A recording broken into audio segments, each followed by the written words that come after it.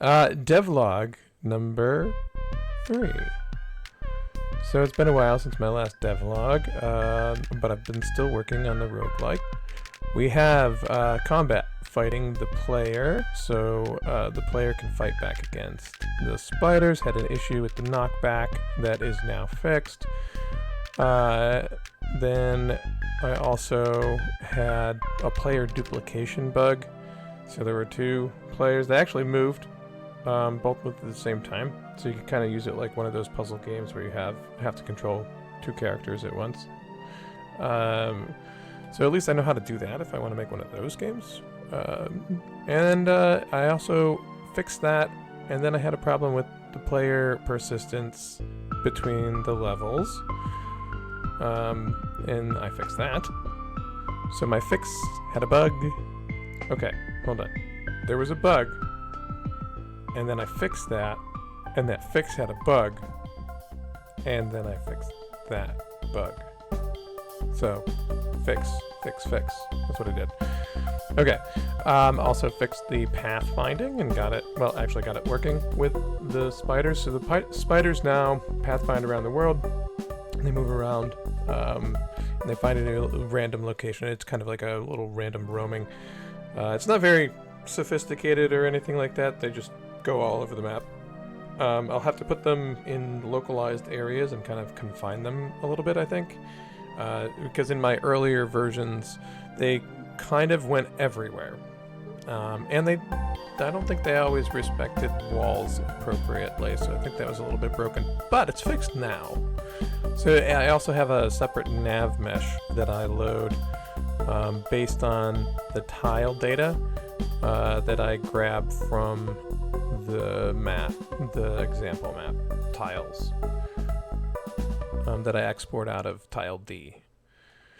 I also drew some variations for an altar to place in the world. I've got to do that as well. And yeah, small thing, just moved all those nav nodes or navigation nodes to their own nav mesh. And that's about all the updates I have. And thanks for listening. These are to help me stay accountable for making sure I continue progress.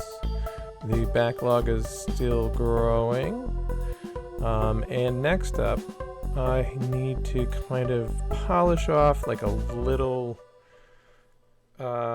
internal demo. Let's call it an internal demo. So it's got to be a full game loop so that I can go through the dungeon and find the next highest thing on my priority list to work on.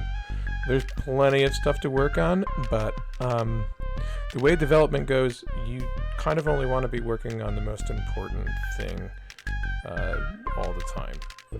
There's so many things that you could do eventually and polish off and fix that it would take an extremely long time. So staying focused by moving the important stuff to the top of your to-do list is something that you have to continue to do. And in order to do that, you kind of got to get a sense, play your game, figure out what's the most important thing to do next, and then you've got to create all the to-do lists for it and go and see what you have to do to get there. So a little bit of advice in this devlog. I'm trying to work on my tone and my voice and trying to make more, quality videos, stronger videos. So when you hear something you like, hit the like button, subscribe if you want to follow along, and I'll talk to you in the next one.